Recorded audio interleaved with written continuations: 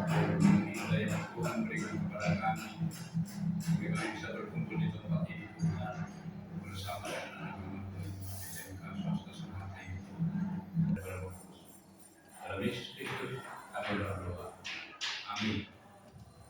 Shalom. Shalom. Firman Tuhan yang menyapa kita pada ibadah kita yaitu tertulis dalam Injil Matius pasal yang ke-14 ayat yang ke-22 hingga ayat yang ke-33. Berjalan di atas air. Sesudah itu Yesus segera memerintahkan murid-muridnya naik ke perahu dan mendahulunya ke seberang. Sementara itu ia menyuruh orang banyak pulang. Dan setelah orang banyak itu disuruhnya pulang, orang yang ada di dalam menyembah dia, sesungguhnya engkau adalah Bapa. Demikian bunyi firman. Saudara-saudara yang terkasih dalam Kristus Yesus, khusus buat adik-adik kami sekalian. Apa tadi tema kita? Apa tadi tema kita? Jangan yang membaca tadi, jangan yang yang benar lain-lain. Apa tadi temanya? Jangan takut buaya. Benar, jangan takut. Saudara-saudara yang kasih dalam Kristus Yesus, mungkin di antara kita pernah naik kapal ya, pernah berlayar ya, atau menyeberang ke pulau, tetap tiba-tiba datang, atau angin tiba-tiba kencang. Apa yang dilakukan? Yang dulunya yang tadinya tertawa lebar, mulai diam. Yang tadinya mulai bersedih, pasti dia melakukan yang namanya berdoa, melipat tangan. Yang tadinya merasa sudah begitu bebas, sudah bisa berlayar, ketika ombak datang, dia akan memegang pegangan itu. Berubah situasi. Ketika badai itu sudah datang, situasinya berubah seketika. Yang tadinya tertawa, bisa-bisa jadi menangis, bisa-bisa menjadi ketakutan dengan suasana ini. Tapi itu saudara kasih dalam Kristus Yesus. Dalam konteks ini juga begitu juga dalam kehidupan kita.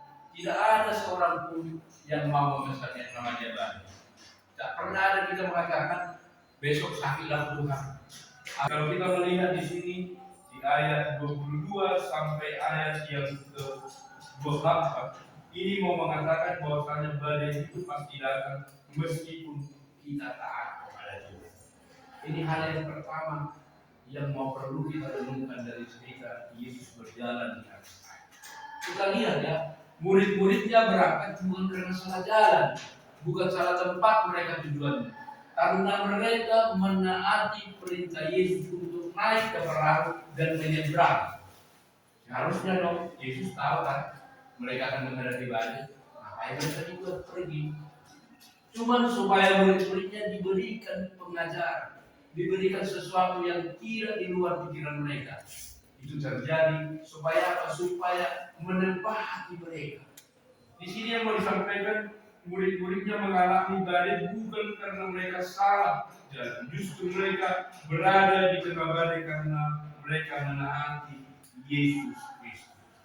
Ketika seseorang yang tidak mengenal Tuhan, dia mengalami sebuah penderitaan, dia pasti putus asa, pasti mengeluh terus, pasti memutuki Tuhan. Tapi orang yang sudah dekat dengan Tuhan, dia mengerti bagaimana Tuhan itu luar biasa dalam hidup. Ada sebuah hati yang ditempat di dalam hidupnya. Ada sebuah proses yang dia lalui supaya mencapai lepas dari persoalan itu, dan dia bersuka. Dan lewat persoalan ini dia mengakui bahwa Tuhan itu dahsyat di dalam hidup. Ini yang kedua, di ayat 25 sampai 27, Yesus datang pada waktu yang tepat. Coba kita pikirkan, kenapa murid-muridnya sudah berjuang, sudah sampai habis mereka berjuang, habis tenaga mereka, bahkan mungkin mereka sudah putus asa melawan badai. Badai di sini bahkan dikatakan di sini angin sakal.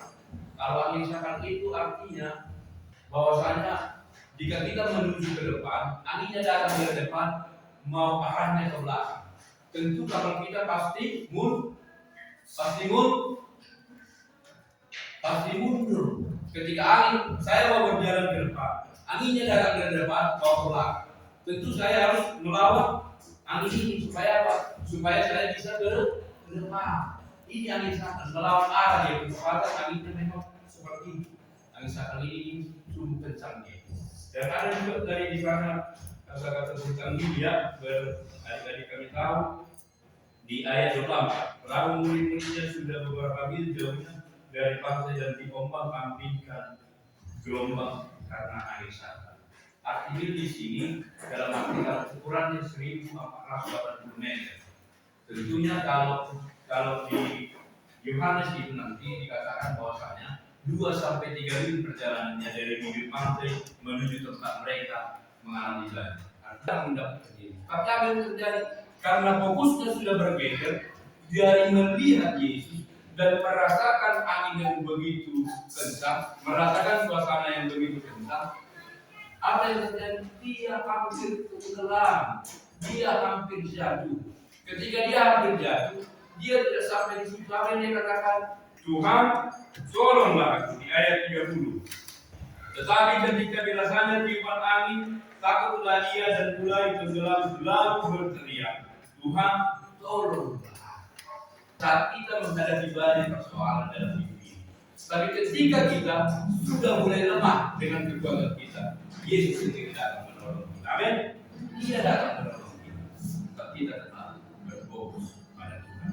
Saat kita datang bermohon kepada Tuhan. Sama seperti Ruben di dalam perkataannya, dia tidak banyak bilang, Tuhan tolonglah. Tapi dia Tuhan tolonglah. Ini yang disampaikan di poin yang kedua. Yesus datang pada waktu yang tepat. Yang ketiga, iman berani melangkah kepada Yesus. Dalam arti ada sebuah respon dari Kristus saat ini. Dia datang kepada Yesus. Badai menolong kita untuk lebih mengenal Yesus yang sebenarnya. Ayat 32 sampai 33. Ketika Yesus sudah naik ke perahu, maka badai itu reda. Dan orang-orang di dalam perahu itu menyembah dan memuji Tuhan. Dan dia katakan, sesungguhnya engkau anak Allah. Di ayat 33. Lewat badai persoalan dalam hidup kita, sesakit apapun hidup kita Bapak Ibu, sesakit apapun penderitaan yang kita alami, ketika kita sudah melalui badai itu, melalui persoalan itu, baru kita katakan, terima kasih Tuhan, buat sesuatu Tuhan bantu saya pada waktu persoalan yang terjadi, karena Tuhan rupanya aku.